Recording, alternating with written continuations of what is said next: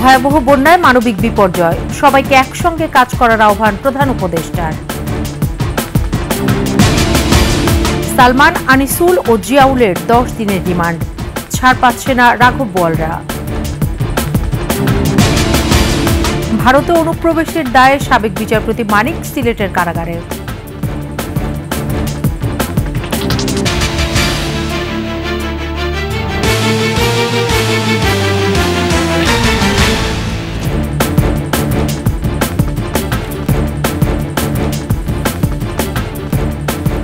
শুনছিলেন first security ইসলামী bank PLC সংবাদ শিরোনাম।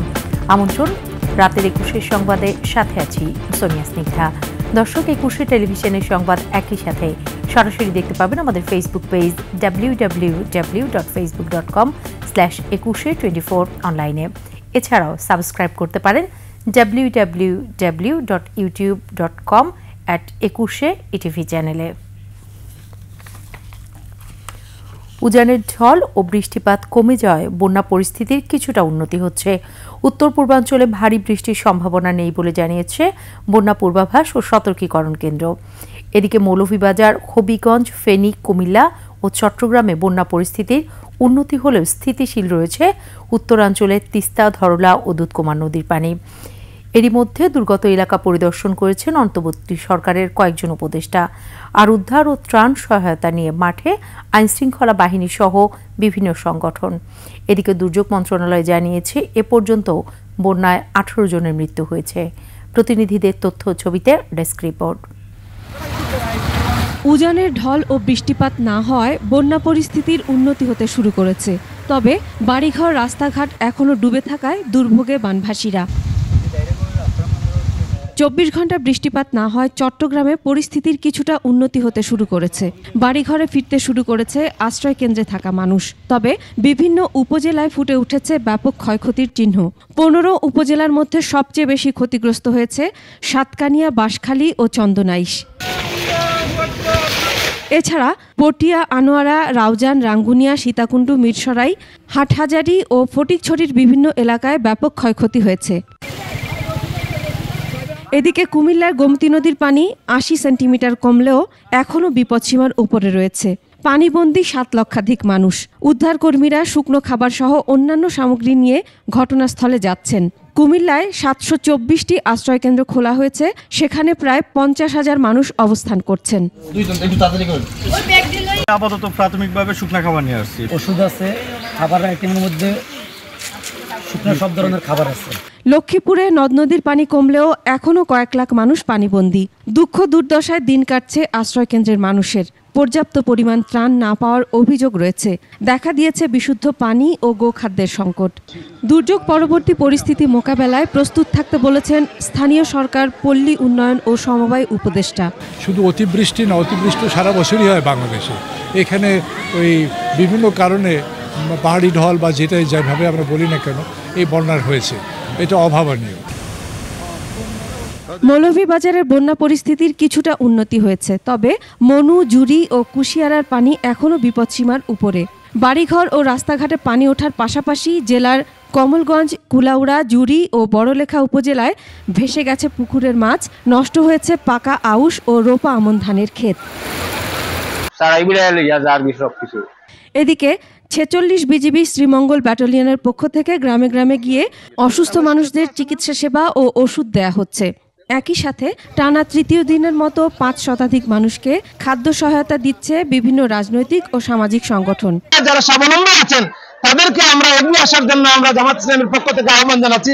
বাংলাদেশ সেনাবাহিনীর 17 পদাতিক ডিভিশনের জিওসি ও সিলেট এরিয়া কমান্ডারের তত্ত্বাবধানে মৌলভীবাজারের দুর্গত এলাকা থেকে প্রায় 9,000 মানুষকে উদ্ধার করা হয়েছে। ব্রাহ্মণবাড়িয়ার আখাউড়ার বন্যা পরিস্থিতির কিছুটা উন্নতি হয়েছে। তবে বন্ধ রয়েছে স্থলবন্দরের সব ধরনের কার্যক্রম।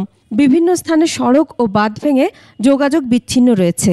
কয়েকটি গ্রামে নেই বিদ্যুৎ সংযোগ। এদিকে বন্যা কবলিত এলাকায় দুর্ঘটনা এড়াতে বিদ্যুৎ লাইন বন্ধ রাখা হয়েছে বলে জানিয়েছেন জ্বালানি উপদেষ্টা মোহাম্মদ ফাউজুল কবির। মানিকগঞ্জের পাটুরিয়া ঘাটের অদূরে একটি সোলার বিদ্যুৎ উৎপাদন কেন্দ্রে পরিদর্শন শেষে তিনি একথা বলেন। পানি নেমে যাওয়ার সাথে সাথে দ্রুত লাইন চালু করা হবে বলেও জানান তিনি।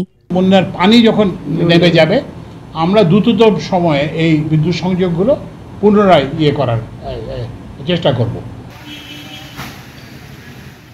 Masum আলিসা, desk report, 21 television. বন্যা দুর্গতদের সহায়তায় তরুণদের উদ্যোগে সারা দেশের মানুষকে একসাথে কাজ করার আহ্বান জানিয়েছেন প্রধান উপদেষ্টা ডক্টর মোহাম্মদ ইউনূস। এনজিও কর্মকর্তাদের সাথে বৈঠকে তিনি বলেন, সরকারি ও বেসরকারি সংস্থাগুলো সমন্বিতভাবে কাজ করতে পারে, সে লক্ষ্যে কাজ করছে সরকার। পানি সরে যাওয়ার পর বন্যার্তদের স্বাস্থ্য ও খাদ্য ঝুঁকি মোকাবেলায় কিভাবে কাজ করা যায় তাও আলোচনা হয় সভায়। রিপোর্ট প্রণব চক্রবর্তীর। বানভাসী মানুষের সহায়তায় একাট্টা দেশের তরুণ যুবা তথা সারা দেশের মানুষ। দেশের এই দুঃসময়কে মোকাবেলা করছেন সবাই মিলে। বন্যার্তদের জন্য কাজ করছেন ছোট বড় এমন ৪৪ এনজিওর সাথে বাসভবন যমুনায় বৈঠকে বসেন প্রধান উপদেষ্টা ডক্টর মোহাম্মদ ইউনূস। দীর্ঘ ২ ঘন্টার বৈঠকে আলোচনা হয় দেশের বন্যা মোকাবিলা এবং পরবর্তী পদক্ষেপ কী হবে সে বিষয়ে। পরে প্রেস সচিব শফিকুল আলম সাংবাদিকদের জানান, বন্যার্তদের সহায়তায় সব শ্রেণীর মানুষকে একসাথে কাজ করার আহ্বান জানিয়েছেন প্রধান উপদেষ্টা। উনি চাচ্ছেন যে এনজিওরা যে কাজটা করবেন সেটা যেন খুবই কোঅর্ডিনেটেড ওয়েতে করে। এই যে তরুণদের যে উদ্যোগ, সে তরুণদের যে প্রেরণা, তার সাথে যেন সারা বাংলাদেশের সবাই যেন একত্রিত হয়ে এই বন্যাতে ঝাঁপিয়ে পড়ে। বিদেশি তহবিল সংগ্রহ এবং তার সর্বোচ্চ ব্যবহার নিশ্চিত করতে কাজ করার নির্দেশ দেয়া হয় বলে জানান ব্র্যাকের নির্বাহী পরিচালক আসিফ সালে। সরকার এবং বেসরকারি সেক্টর একসাথে কাজ করার যে উদ্যোগ, এটাতে আমরা খুবই স্বাগত জানাই এবং আমার মনে হয় যে এই ধরনের দুর্যোগে আমরা যদি সবাই একসাথে ঝাঁপিয়ে পড়তে পারি এবং তার কিছু কর্মপন্থা আমরা আজকে আলাপ করলাম। প্রবাসীদের মাধ্যমেও যদি কিছু ফান্ড রেজ করা যায় এবং প্রবাসীরা খুব দিতে আগ্রহী এবং সেই জায়গাতেও একটা চ্যানেল করার একটা সুযোগ আছে। তবে ডেফিনেটলি ইন্টারন্যাশনাল ফান্ড মোবিলাইজেশন আমাদের করতে হবে। বন্যা দুর্গত এলাকার বিদ্যুৎ ও নেটওয়ার্ক ব্যবস্থাকে দ্রুত সচল করার কাজ চলছে বলেও জানানো হয়। এখনও টেলিকমিউনিকেশনের অনেক কাজ হচ্ছে, উনি নিজে পার্সোনালি বলেছেন এবং সেনাবাহিনী থেকেও এটা নিয়ে ব্যাপক কাজ হচ্ছে। প্রণব চক্রবর্তী, 21 টেলিভিশন, ঢাকা। বৈষম্য বিরোধী ছাত্র আন্দোলনকে কেন্দ্র করে হত্যা মামলায় সালমান এফ রহমান, সাবেক আইনমন্ত্রী আনিসুল হক ও সাবেক সেনা কর্মকর্তা জিয়াউল আহসানকে 2 মামলায় আরও 10 দিনের রিমান্ড মঞ্জুর করেছে সিএমএম আদালত। এছাড়া সাবেক সমাজ কল্যাণমন্ত্রী দীপু মনিকে আরও 4 দিন ও সাবেক চিফ হুইপ আসম ফিরোজকে 7 দিনের রিমান্ড মঞ্জুর করা হয়েছে। মানিক শিকদারের রিপোর্ট। 10 দিনের রিমান্ড শেষে শনিবার সন্ধ্যায় আদালতে আনা হয় সাবেক প্রধানমন্ত্রী শেখ হাসিনার বেসরকারি শিল্প ও বাণিজ্য বিষয়ক উপদেষ্টা সালমান এফ রহমান ও সাবেক আইনমন্ত্রী আনিসুল হককে। এছাড়া আদালতে হাজির করা হয় বৈষম্য বিরোধী ছাত্র আন্দোলনে হত্যা মামলার আসামি দীপু মনি, জিয়াউল আহসান ও আসম ফিরোজকে। ঢাকা মেট্রোপলিটন ম্যাজিস্ট্রেট মোহাম্মদ জসিমউদ্দিনের আদালতে হাজির হয়ে আসামিদের আরও 10 দিনের রিমান্ড আবেদন করে তদন্তকারী পুলিশ। রাষ্ট্রপক্ষ ও আসামিপক্ষের যুক্তিতর্ক শেষে আদালত রায় দেন।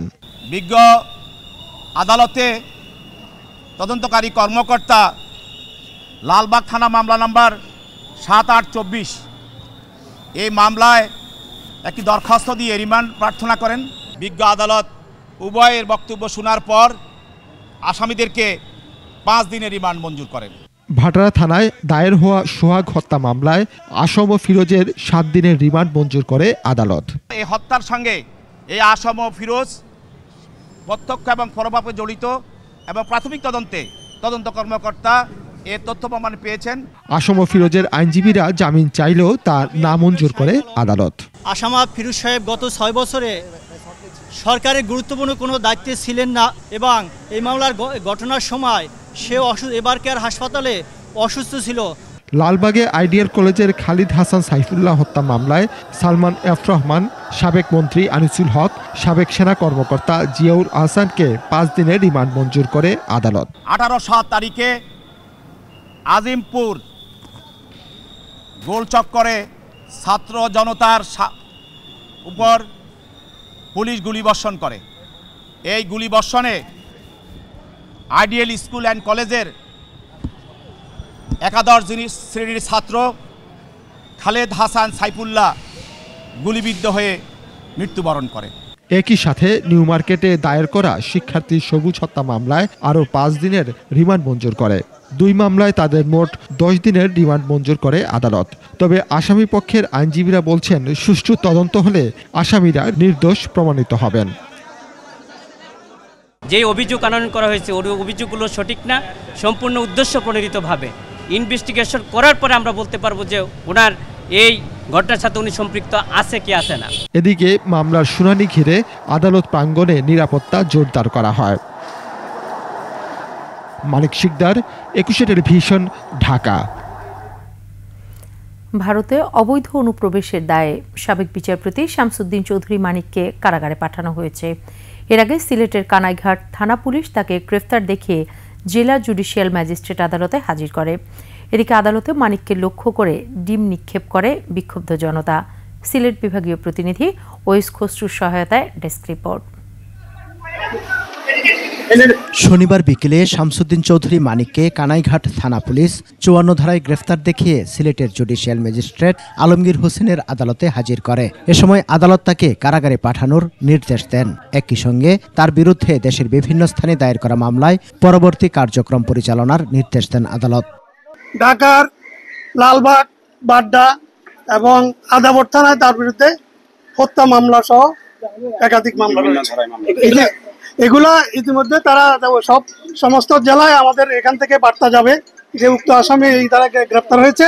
এদিকে আদালতে তোলার সময় উপস্থিত জনতা মানিকের প্রতি ক্ষোভ প্রকাশ করেন এবং ডিম ছুঁড়ে মারেন। সে একজন একটা সাইকো বিচারপতি ছিল, বাংলাদেশের আজকে নির্বাচন ব্যবস্থা নষ্ট করে গেছে। সে জিয়াউর রহমানের মতো মানুষকে রাজাকার বলেছে, ওই উপস্থাপক মহিলা, ভদ্র মহিলা, উনাকেও রাজাকার বলেছে। বিচারপতি শামসুদ্দিন মানিক উর্ফে কালা মানিক, এখানে জনগণ সর্বপ্রথম তাকে এখানে দাওয়া করে তাকে ধরেছে। বিচার বিভাগকে কলঙ্কিত করার মূল নায়ক এই শামসুদ্দিন মানিক। এর আগে শুক্রবার রাতে বিচারপতি মানিককে ভারতে পালানোর সময় আটক করে স্থানীয় জনতা। পরে তাকে স্থানীয় বিজেপি সদস্যরা আটক করে পুলিশের হাতে তুলে দেন। আমার নাম বিচারপতি শামসুদ্দিন চৌধুরী মানিক। আমি 15,000 টাকা ওদের বলছিলাম, ওইটা আমি দিছি, কিন্তু পরে এই 2 ছেলে আমার মাইরা ধইরা 60-70 লাখ। আচ্ছা 60-70 লাখ, আচ্ছা ওরা নিয়ে গেছে। বিজিবি সদস্যদের হাতে আটকের পর শামসুদ্দিন মানিকের বেশ কিছু ভিডিও সামাজিক যোগাযোগ মাধ্যমে ছড়িয়ে পড়ে। ভিডিওতে মানিককে বিষণ্ণ অবস্থায় কলাপাতায় শুয়ে কথা বলতে দেখা যায়। পয়সা দিয়ে দিবে। আচ্ছা ঠিক আছে, পয়সা আমি দেবো, আমার ভাই বোন দেবে, আমি দেবো। আমাদের পয়সার কোনো প্রয়োজন নেই, ঠিক আছে? আপনি যদি সেফটি মানে ফালতু লোক 2 টাকা একজন ফালতু লোক, আমি এই দেশে এত কষ্ট করে এসেছি কি বাংলাদেশে ফেরত দেওয়ার জন্য? এদিকে বিতর্কিত বিচারপতি শামসুদ্দিন মানিক আটক হওয়ার পর সীমান্তে টহল ও নজরদারি বাড়ানো হয়েছে। সমর ইসলাম, ডেস্ক রিপোর্ট, 21 টেলিভিশন। বিতর্কিত মন্তব্য, অশালীন আচরণ আর মত ও পথের বিরুদ্ধে থাকা ব্যক্তি ও প্রতিষ্ঠানকে স্বাধীনতা বিরোধী তকমা দিয়ে সমালোচিত ছিলেন অবসরপ্রাপ্ত বিচারপতি HM শামসুদ্দিন চৌধুরী মানিক। ক্ষমতাচ্যুত শেখ হাসিনার পৃষ্ঠপোষকতায় 15 বছর ধরে বিচার বিভাগে নজিরবিহীন এক বলয় তৈরি করা বিচারপতি মানিক একাধিকবার গণরোষেরও শিকার হয়েছেন। আর তার রোষানলে পড়ে দেশত্যাগে বাধ্য হয়েছিলেন প্রধান বিচারপতি সুরেন্দ্র কুমার সিনহা। মিথ্যাকে সত্য হিসেবে প্রতিষ্ঠিত করতে বেশ কিছু গণমাধ্যম মালিক ও সাংবাদিকদের সাথেও পেয়েছিলেন মানিক। বিস্তারিত জানাচ্ছেন দীপু শিকদার। আমি 15,000 টাকা ওদের বলছিলাম, ওইটা আমি দিছি, কিন্তু পরে এই 2 ছেলে আমার মাইরা ধইরা 60-70 লাখ। অর্ধ কোটিরও বেশি টাকা ছিল বিচারপতি শামসুদ্দিন চৌধুরী মানিকের কাছে, তারপরও ধরা পড়ে যান, পালাতে পারেননি। আমার নাম বিচারপতি শামসুদ্দিন চৌধুরী মানিক। ক্ষমতাচ্যুত শেখ হাসিনার আমলে বিচার বিভাগ দাপিয়ে বেড়ানো বিচারপতি মানিক বিতর্কিত সব মন্তব্য করেই সবসময় সমালোচিত ছিলেন। টকশোতে উপস্থাপিকা দীপ্তি চৌধুরী এর শেষ উদাহরণ। না না, সে তো রাজাকারের বাচ্চা। আপনার কোনো অধিকার নেই আমাকে রাজাকারের সন্তান বলার। শহীদ রাষ্ট্রপতি জিয়াউর রহমানও বারবার আক্রান্ত হয়েছেন বিচারপতি মানিকের বাক্যবাণে। নিজের মত ও পথের না মিললেই সবাইকে তিনি স্বাধীনতা বিরোধী বলে আখ্যা দিতেন, বলতেন রাজাকার। জিয়াউর রহমান পাকিস্তানিদের ক্ষমতায় বসানোর জন্য পাগল হয়েছেন। পাকিস্তানি জেনারেলদের কথায় উনি সবকিছু করতেন। টকশো কিংবা সামাজিক অনুষ্ঠানে সবখানে মতের মিল না হলেই যাকে তাকে বেয়াদব, রাজাকার ও অভদ্র বলতেন মানিক চৌধুরী। আপনাদের নেতা খুনের মামলার আসামি, তার পিতা যেমন খুনের মামলার আসামি, সেও। পরিবর্তিত পরিস্থিতিতে বিচারপতি মানিক গণরোষের মুখে পড়েন। কারণে অকারণে ক্ষমাও চাইছিলেন বারবার, তারপরও নিরাপদ বোধ করছিলেন না। এই কারণেই শুক্রবার রাতে ভারতে পালানোর চেষ্টা করেন। সিলেটের কানাইঘাট উপজেলার দোনা সীমান্ত থেকে আটক করা হয় তাকে।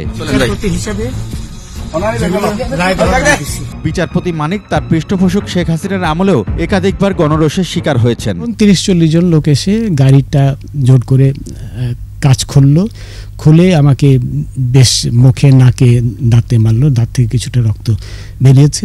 বাংলাদেশ স্বাধীন হওয়ার পর যে 22 জন বিচারক প্রধান বিচারপতির পদে অধিষ্ঠিত হয়েছেন, তাদের মধ্যে বিচারপতি সুরেন্দ্র কুমার সিনহা অনেক দিক দিয়ে প্রথম। সিনহাই প্রথম বিচারপতি 2017 সালের নভেম্বরে, যার দায়িত্বের অবসান হয়েছিল পদত্যাগের মধ্য দিয়ে। বাংলাদেশের ইতিহাসে তিনি প্রথম সাবেক প্রধান বিচারপতি দুর্নীতির দায়ে যা সাজার রায় এসেছে আদালতে। বিচারপতি সিনহার এমন পরিণতির নেপথ্যেও ছিলেন বিচারপতি মানিক চৌধুরী। প্রধান বিচারপতি সিনহা চেয়ে 3 মাসের সিনিয়র ছিলেন তখনকার আপিল বিভাগের বিচারপতি মানিক। সিনহাকে নিয়োগ দেয়ায় বিচারপতি মানিক ক্ষুব্ধ হয়ে ওঠেন। চলতে থাকে ষড়যন্ত্র। প্রধান বিচারপতির পদ থেকে পদত্যাগ করে দেশ ত্যাগেও বাধ্য হন সিনহা। পরে দুর্নীতির মামলায় সাজাপ্রাপ্ত হন তিনি। আত্মজীবনীমূলক বই broken dream, rule of law, human rights and ডেমোক্রেসিতে এসবের বিস্তারিত লিখেছেন বিচারপতি সিনহা। বিচারপতি মানিকের পৃষ্ঠপোষক ছিলেন ক্ষমতাচ্যুত শেখ হাসিনা। ভারতে পালানো শেখ হাসিনার বিচার দাবি করেছেন সুরেন্দ্র কুমার সিনহা। শেখ হাসিনার বিরুদ্ধে এতগুলা হত্যার সিভিলিয়ান পপুলেশনকে সে ঠান্ডা মাথায় খুন করেছেন। ৭১ টেলিভিশনের ব্যবস্থাপনা পরিচালক মোজাম্মেল বাবু, সাংবাদিক দম্পতি শাকিল আহমেদ ও ফারজানা রূপা এবং স্বদেশ রায় সহ সাংবাদিকদের একটি গোষ্ঠীকে সাথে নিয়ে চলতেন বিচারপতি মানিক। সত্যকে মিথ্যা আর মিথ্যাকে সত্য বলে প্রতিষ্ঠায় একযোগে কাজ করতেন তারা। সুপ্রিম কোর্টের বিচারপতি থাকাকালে রাজধানীর গুলশানের সরকারি বাড়িতে ভাড়া থাকতেন বিচারপতি মানিক। তবে অবসরে যাওয়ার পরও 1 বছরের বেশি সময় তিনি ওই বাড়িটি দখলে রেখেছিলেন। গণপূর্ত মন্ত্রণালয় বাড়িটি ছাড়ার জন্য বারবার তাগাদা দেওয়ার পর 2017 সালের মে মাসে তিনি বাড়িটি ছাড়েন। তবে ভাড়া, গ্যাস ও পানির বিল বাবদ সরকারের পাওনা 14,19,200 টাকা তিনি এখনও পরিশোধ করেননি। বিতর্কিত বিচারপতি মানিকের আরও অনেক কর্মকাণ্ডই এখন বেরিয়ে আসছে। আর সেসবের জন্য কাঠগড়ায় দাঁড়াতে হবে তার, এমনটাই প্রত্যাশা সবার। দীপু শিকদার, 21 টেলিভিশন, ঢাকা। নিচ্ছি সংবাদ বিরতি। যখন ফিরছি তখন অন্যান্য সংবাদের সাথে আরও থাকবে। দ্রুত নির্বাচন ও সংস্কারের রূপরেখা দেওয়ার আহ্বান বিএনপির, আওয়ামী লীগের বিচার দাবি।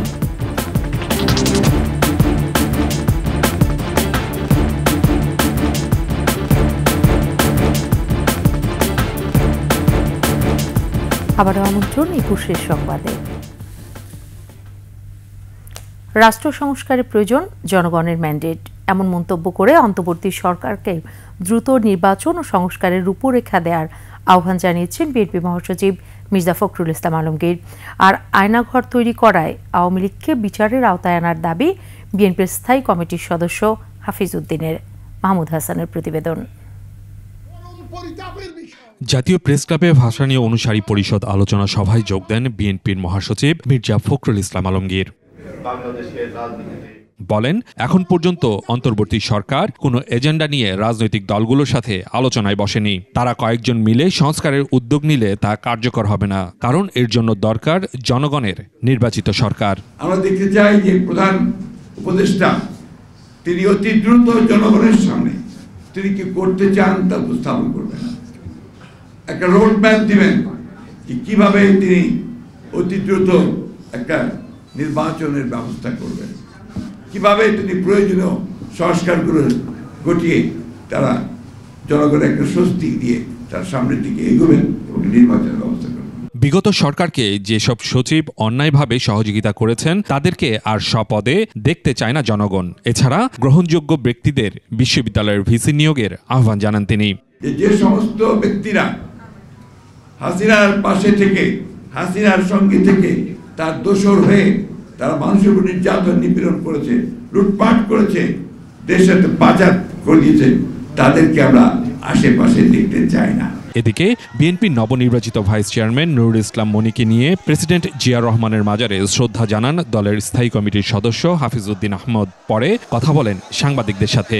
আয়নাগরের মতো মানবাধিকার লঙ্ঘনকারী প্রতিষ্ঠানের মাধ্যমে দেশের মানুষকে গুম করেছে, তাদের বিরুদ্ধে দ্রুত গতিতে ব্যবস্থা নেওয়ার জন্যে আমরা এই সরকারকে সময় দিতে চাই। আমরা আশা করি একটি যৌক্তিক সময়ে তারা জনপ্রতিনিধিদের কাছে সুষ্ঠু নির্বাচনের মাধ্যমে ক্ষমতা হস্তান্তরের উদ্যোগ নেবেন। অচিরেই যাতে একটি গণতান্ত্রিক নির্বাচন করে যাতে বাংলাদেশে যারা জনপ্রতিনিধি তারা যেন দেশ শাসনের দায়িত্ব পান এবং এই দেশের জঞ্জাল মুক্ত করতে পারেন, অর্থনৈতিকভাবে মুক্তি দিতে পারেন। প্রতিহিংসা নয়, বরং জনগণকে সাথে নিয়ে আইন অনুযায়ী দায়ীদের বিচারের কাঠগড়ায় দাঁড়ানোর আহ্বান জানান তারা। মাহমুদ হাসান, একুশে টেলিভিশন, ঢাকা। এবার আন্তর্জাতিক সংবাদ।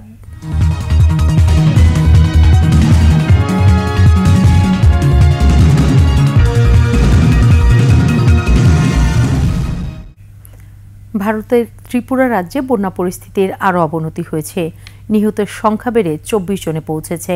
নিখোঁজ বেশ কয়েকজন। টানা 5 দিনের ভারী বৃষ্টিপাতে বিপর্যস্ত ত্রিপুরার বন্যা পরিস্থিতি ভয়াবহ অবস্থায় পৌঁছেছে। জেলার দেবীপুরের অশ্বিনী ত্রিপুরা পাড়া এলাকায় ভূমিধসে অন্তত 10 জন নিহত হন। বন্যায় ক্ষতিগ্রস্ত হয়েছেন রাজ্যের বিভিন্ন এলাকার অন্তত 17 লাখ মানুষ। বিভিন্ন ত্রাণ শিবিরে আশ্রয় নিয়েছেন 65,400 জন। ভারতের আবহাওয়া দপ্তরের পূর্বাভাসে জানানো হয়েছে, বঙ্গোপসাগরের উত্তরাংশে একটি নিম্নচাপ অব্যাহত থাকায় শিগগিরই বৃষ্টি থামছে না। এছাড়া ডম্বুর ড্যামের পানি প্রবাহ আর মিজোরাম থেকে বাংলাদেশের দিকে ঢলের পানি বৃদ্ধিও অব্যাহত আছে। এবার খেলার সংবাদ।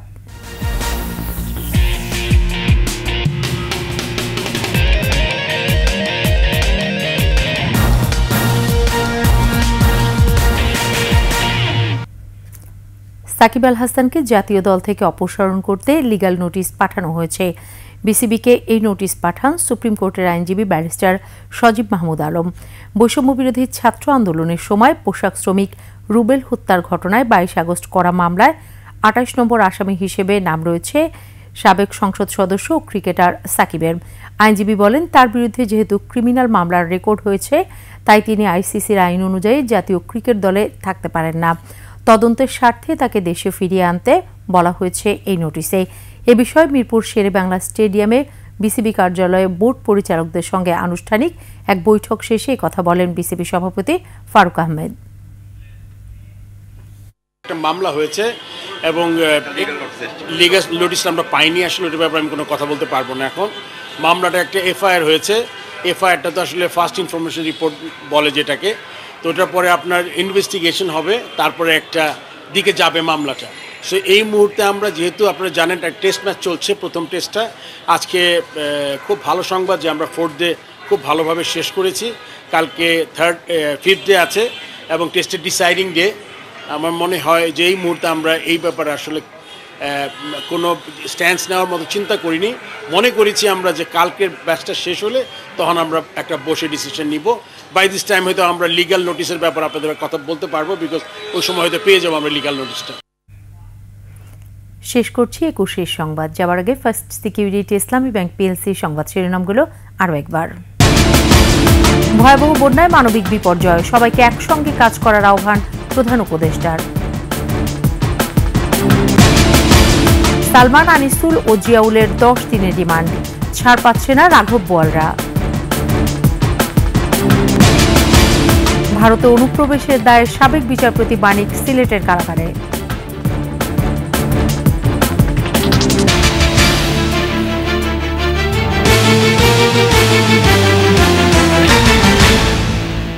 সর্বশেষ সংবাদ জানতে ডায়াল করুন 2021 নম্বরে, আর ভিজিট করুন ekushe-tv.com ওয়েবসাইটে।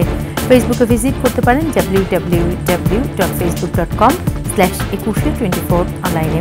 এছাড়াও সাবস্ক্রাইব করতে পারেন www.youtube.com/ekushe-tv চ্যানেলে। এতক্ষণ সাথে থাকার জন্য ধন্যবাদ।